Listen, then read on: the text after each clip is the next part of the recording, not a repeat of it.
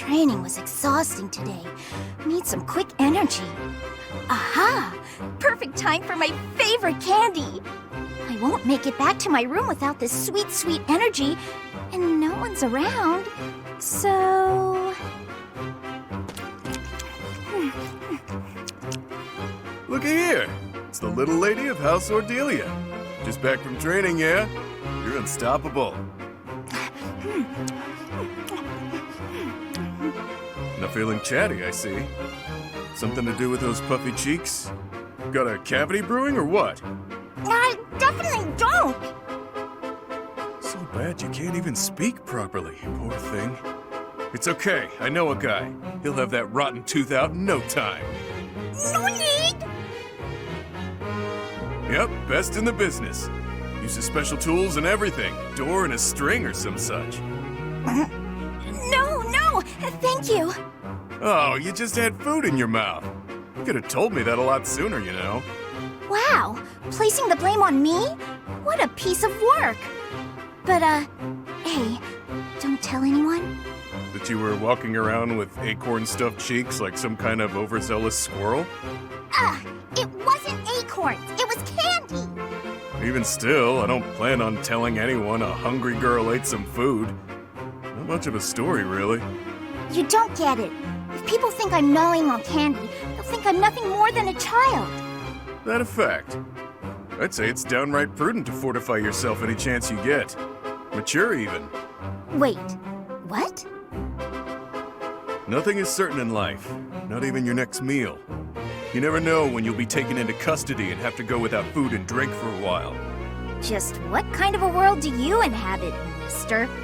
The real world, little lady. My life is a collection of getting into trouble, getting caught, and getting free. One time, I was actually rescued by your parents. Bet you didn't know that, huh? They rescued you? Too true. I owe them for that. I forgot I'm actually in a rush. I gotta run. Enjoy your secret candy, pal. Mother and father rescued that guy?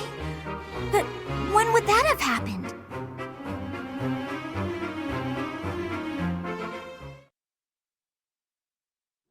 Oh, Constance. Hey, sure is sunny out. Huh? Yeah. Good day to you, Balthus. You seem to be enjoying your freedom. I must admit, I'm jealous. Right, so yeah, the weather's nice. I gotta be going now. Of course. What profit is there for one so exalted to spend time alongside one so common as me? Worry not. You needn't suffer me any longer. I shall see myself off. Come on, don't be like that. You know I get uncomfortable at times like this. I'm trying. Really. You matter, so stick around, yeah? Let's chat. It'll be great. You needn't take pity on me out of the sense of obligation that your status demands. For you, the nobility that you abandoned was a shackle on your true self, which is now freed. No need to converse with me any longer, putting yourself out on my behalf. What a mouthful you just unloaded on me. Not sure what you mean by that nobility stuff, though.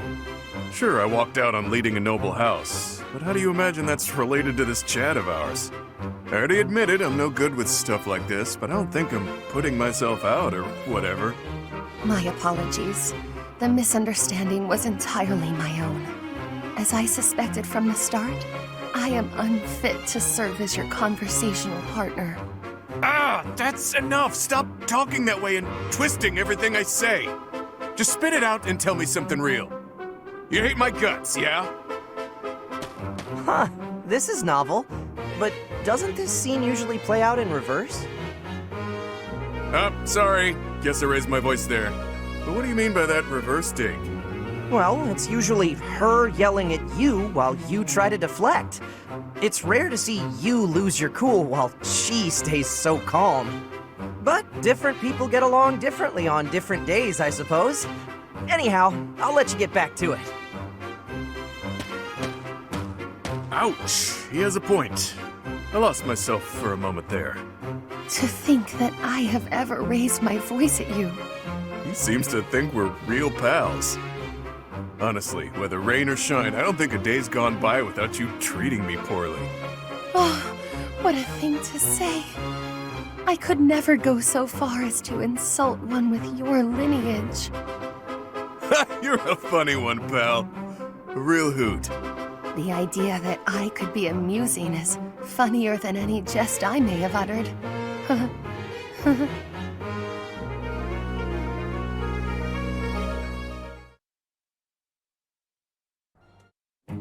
Scampered up to me, hopped in my lap, and scarfed it all down in one bite. That sounds terrible. I was looking forward to that sandwich all morning, and then she scurried off like nothing happened.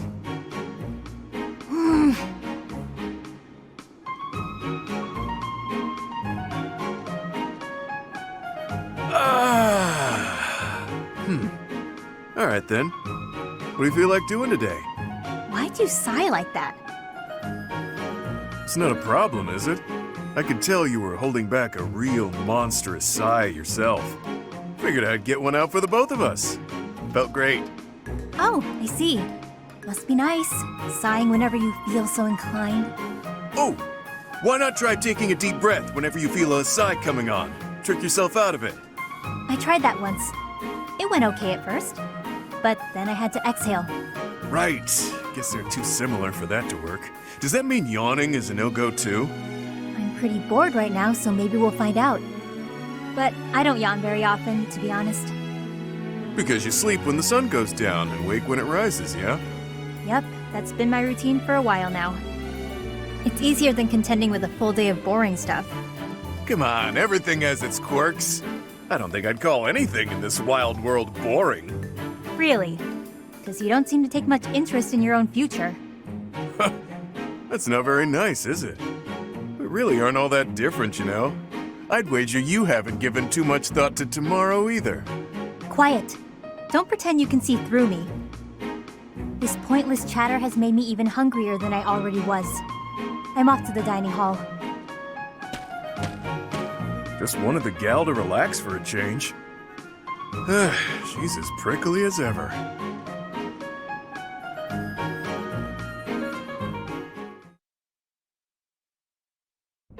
Am I in bed dreaming, or is that you, Mercedes? How serendipitous it is to see you again! Yes, and here we are. You were so small when I saw you last. How you've grown. I cannot express how worried I was to hear that you had left House Bartels. I was turned away any time I asked about you, and of course Emile would never tell me anything. I'm sorry. There was so much going on in House Bartels back then. But enough about all that. How are you, Constance? I hear you've had hardships of your own. Indeed. House Nouvelle is no more, and I went alone to the School of Sorcery. Oh, you went to the Royal School of Sorcery? Just before I began at the Officers' Academy, I was studying there as well. You were? It must have been after my graduation in 1177. That was the year I enrolled. We probably just missed each other. No! You mean to say that if I had stayed a trifle longer, we could have been reunited sooner? It seems so. Ah, dear Constance. When we were little, I thought of you as my little sister. But now that you've grown up, I think our roles might be reversed. I'll be looking up to you now, and maybe even asking for your help sometimes. You'd ask for my help? I never thought I'd see the day. And yet you're seeing it. You know, I had another friend at the school. Her name is Annie. Why don't we all have some tea together? I'm sure you two would really hit it off. You must mean Annette. Yes, I would welcome the chance to have a long chat with her. I'll prepare the tea straight away. Oh, no need to rush. The tea isn't going anywhere. Don't be ridiculous.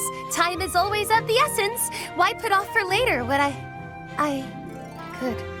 Constance, I wonder what's the matter. Did something happen? Mercedes, sharing your precious time with me is perhaps more than I deserve. What do you mean?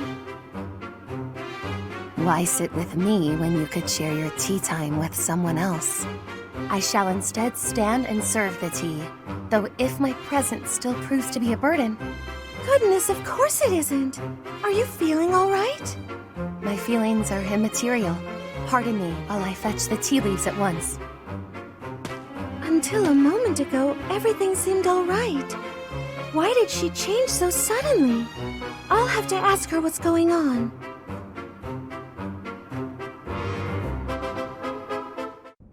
Hey, Coco, how do you do? Happy! What in the world has gotten into you? You don't need to be jealous. There's plenty to go around. Happy, it would be easier to understand you if your mouth was less stuffed. Kindly finish what you are eating and then say your piece. My pleasure. Nothing better than fresh pastries. You sure you don't want one, Coco? It's not about whether I want a bun or not. It's about your atrocious manners. Walking around with your arms and jaws stuffed full of unwrapped pastries? There are crumbs all over your lips, your clothes. You've left a trail of them behind you. Unacceptable! Hey, I paid for them. I can eat them however I want. Sure you don't want a bite? If you don't have any, I'm just gonna eat them all. You have to try them fresh out of the oven if you want the full effect. Pretty soon they'll get cold. Oh, I'll explain in noble speak so you understand. They have a crisp, oven-browned exterior and a sophisticated, spongy sweetness lying within. Not... Not interested? That's fine. More for me. I was going to say, not so fast. Spare one for me, but only because you insisted. It would be rude of me to decline an offering made in good faith. One must mind one's manners. You're really dragging this out. Here, I'll make it easy for you. Open up. Wait, don't you... Not bad, right? I could not, in good conscience, acknowledge this as anything but delicious. Now you have crumbs all over you, too. Your form could use a little work. Next time, stuff the whole thing in your mouth at once. That's the proper way to eat a snack like this. If you ate this at some stuffy party, cutting it into sensible little bites, the experience would be ruined. I see your point. There are more types of dining in this world than I was ready to allow for. You've won me over. Let's eat them while we head to the cathedral and litter the ground with crumbs. A capital idea! Wait, no! At the cathedral? You've lost me again, Happy.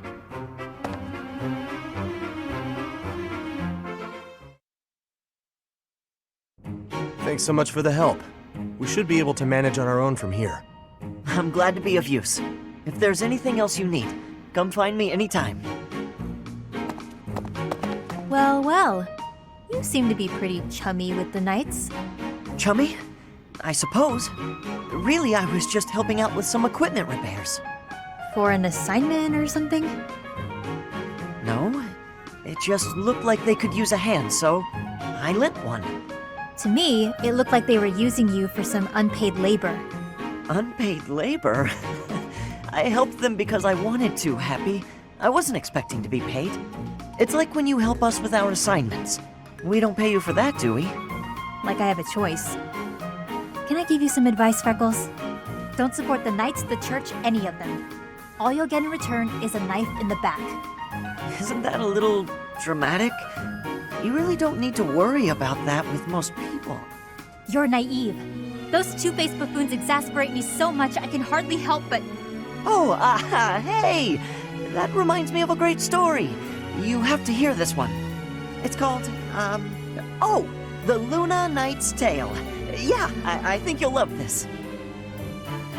On second thought, maybe a story about a knight isn't what you want to hear right now. You know, the knights in stories aren't like the ones in real life. Unless the Luna Knight is a liar who does terrible things. No, of course not. The Luna Knight is the hero of the story. She's from an offshoot of House Blathet. marries into House Regan after the Crescent Moon War. In peacetime, she sets aside her weapons and devotes herself to giving wise counsel to her husband.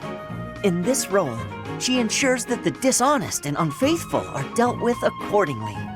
Huh. She sounds like a real hero. Very much so, yes. The tale is full of fascinating details about her. Ash, sorry to interrupt, but if you're not too busy, we could really use your help right now. Of course, be right there. I'll tell you the rest of the tale later, okay, Happy? Sure, I guess. But seriously, watch yourself, okay?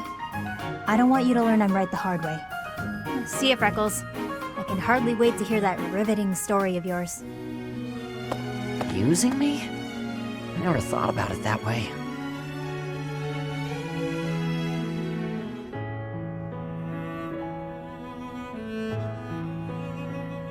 Hey, friend. Thanks for joining me when I had to deal with that mess a while ago. You were a real help. I wouldn't say you fully earned my trust, but you've earned something for sure. I owe you. I can't not worry about it. I don't like owing people. Guess I'll just have to surprise you someday.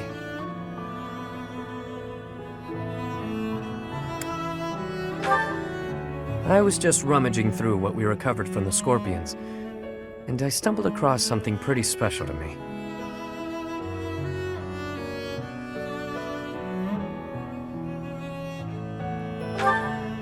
It was under lock and key, so those thugs probably thought it was something of high value.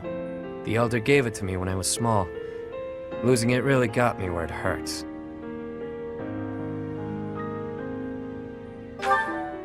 I guess it couldn't hurt to tell you about it. Can't quite remember how old I was, but my mother had taken in an elderly man wandering the town. He was worse for wear, could barely even walk. She nursed him back to health under our humble roof. In return for her kindly gesture, he taught me to read and write. This notebook is a relic of those times. Not too long after that, I came down with a terrible illness. We had no money to speak of, so a doctor's visit was out of the question. My mother went everywhere asking for help, to no avail. And then the Elder stepped in and saved me. I don't know how he did it, or what it was he did. Long since passed on. Natural causes. I believe it happened shortly after he cured me.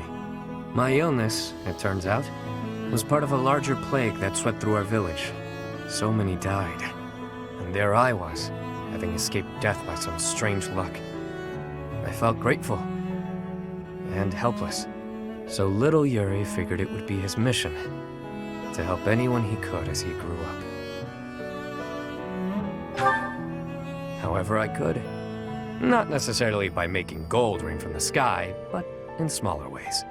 The streets are filled with kids who have no homes, no food, so many dying of disease, or some cheap medicine would have saved them.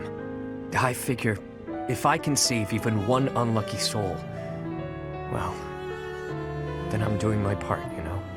It's a small dream, but it's one I hold in my heart. To help those who need it. It's what my gang's about. When I recruit my people, it's to that end. To give them a home. The turf wars, the gang, all of it. To honor that dream.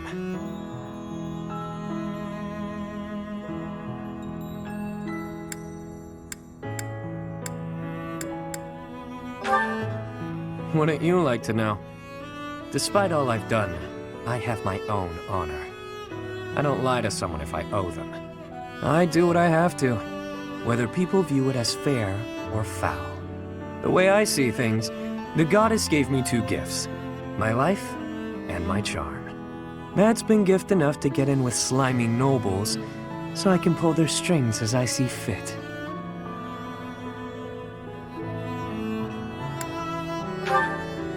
Of course, I use my marionettes to help me smuggle things, maneuver as needed. You get the idea. Once I used a clever name, and my charms, to become the attendant to the head slug of a noble house. Yet another time, I took a name befitting the kingdom, that landed me in the academy as a noble's adopted son. That's how I've gotten this far and earned my fortune. In doing so, I've spread my wings of protection further, to help those who need it most.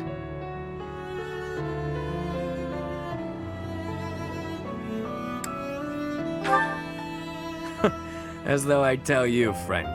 But perhaps you can share what it is you think.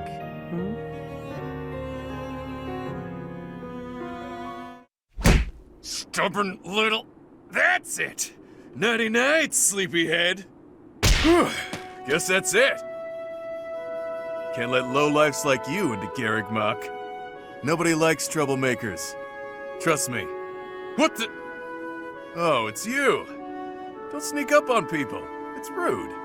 But we can discuss your lacking manners another time. Why are you here? You following me, pal?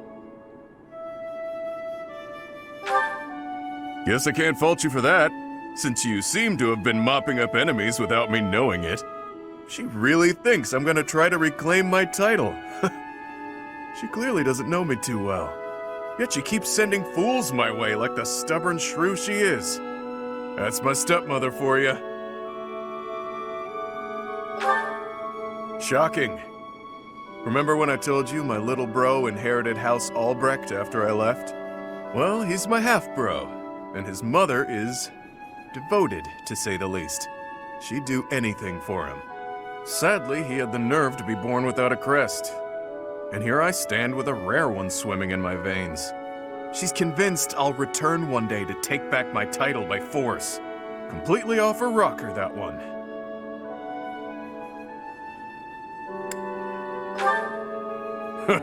If only that were humanly possible. Besides, I refuse to concede any more than I already have. It's best for everyone that I take the brunt of her malice. I can handle it just fine. If I wasn't around, she'd shift her beady gaze to my dad. Maybe even to my mom, who fled the house a while back. Or maybe my little bro would become the target of her good intentions. Can't allow that to happen. And that's the bottom line. Long story short, you should keep your distance from me. If that assassin's dagger took you out, everyone here would fall to pieces. How would I explain that? That's some big talk, pal. So, you'll protect me too, will you? To think someone who can keep up with the exalted king of grappling would say such a swell thing. I'm a betting man, so I'll take the bait. Let's see if you really intend to protect me. Or if those were just pretty words.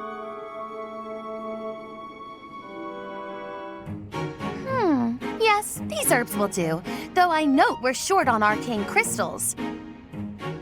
I'll make a note to keep some in reserve next time. No more materials, if that's what you're asking, though I do still require a test subject. Not a what, a who, meaning you. Now, lie still, please.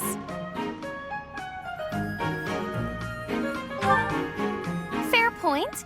A bit of rest to clear my head would be good for the next steps. Let us leave off here, and I shall see you again in the morning. I'd better make some headway on this tomorrow. Every day counts, you know. If I can complete this ritual, I'll be famous throughout the known world for it. Oh! The prestige it will bring me is necessary to restore my fallen house. Or was your question, why go to so much trouble for a fallen house? Because I am a Nouvelle, as were all my ancestors. And our line has endured too long to end with me. Oh, yes, you don't know. Well, seeing as you are serving both as my research assistant and test subject, I should explain myself. House Nouvelle was granted its peerage shortly after the establishment of the Empire. For generations, the heads of our house have been scholars of magic. They often enjoyed appointments to esteemed posts within the Empire. However, during the insurrection of the Seven, we cast our lot with the Emperor and were punished for it. We suffered further losses when we were used as a sacrifice to Dagda and Brigid during their attack. My family, including my parents and older brother, died then. The town of Nouvelle is now an ash heap. The 6 great families decreed this to be the end of my house. We have not left now but the name. No title? No subjects? No land? Everything I was to inherit has been taken from me. What I require is an achievement so grand that Lady Edelgard would be forced to recognize it. And then, House Nouvelle will take its rightful place among the elite class once more. You understand that to collaborate with me towards such a grand purpose is a high honor, don't you? But yes, good night. I expect to see you bright and early tomorrow.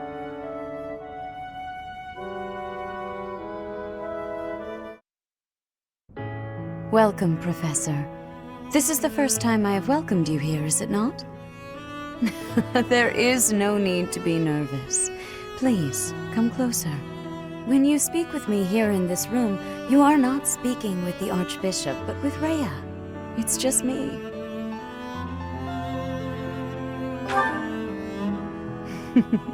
Such a sweet child. My apologies. I should not be treating you like a child. As Gerald's kin, somehow you don't seem at all a stranger to me. Speaking of Gerald, may I ask if he ever spoke of me to you?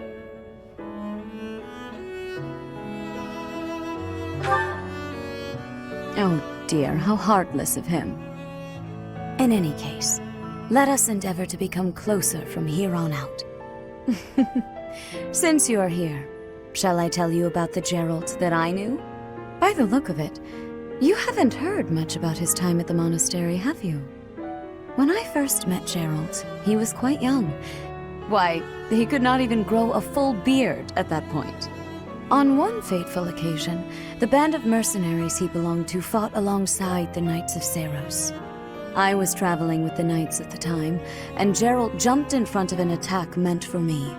He was gravely wounded, on the verge of death. I tended to his wounds in a desperate attempt to save his life. Thankfully, my efforts were not in vain. Gerald managed to escape a seemingly certain death. I made arrangements for him to receive further care at Garrick Mach. The moment he was deemed fully recovered, I invited him to join the Knights.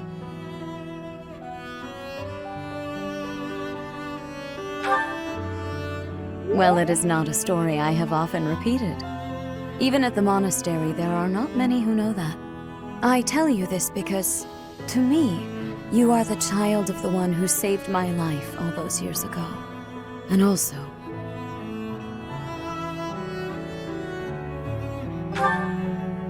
Never mind.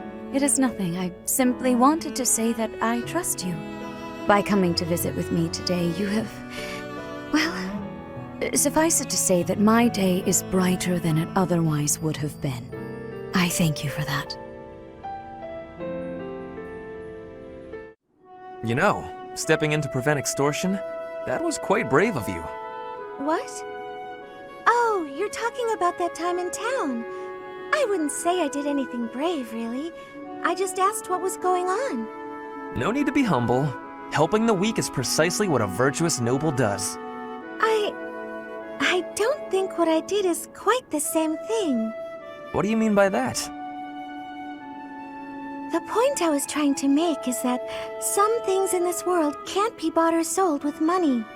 I think I let myself get a little too worked up, though. It's just, when I saw it happening, it reminded me of my own past. Your past? You were originally a daughter of House Bartels, a minor noble family, I heard. You abandoned your title, and now you live as a commoner. Is there more to the story? Pray tell. Life was becoming difficult for us, so my mother and I fled from House Bartels. We found refuge in a small church in Fargus and lived there for a few years. A man appeared one day and said that he wanted to adopt me. It was obvious that he only cared about my bloodline and crest. The priest refused to let me go, but the man used his money to overwhelm the church. In the end, I had no choice but to leave with him. That soldier we saw? I guess he just reminded me of my adoptive father. The man who exploited you so that he could join the nobility. Yes, I understand. But I must confess, that part of the story confuses me. There is nothing to gain from having a noble title. What's so funny? I never thought I'd hear you question the value of nobility, Ferdinand. Oh, well, that is not quite what I meant. Using someone else to obtain high status, with no effort and no accomplishment? Certainly you can obtain a title like that, but it hardly makes you a noble. I completely agree. By the same token, although you are legally a commoner, in your heart, you are a proud and virtuous noble. That is what I think, at any rate.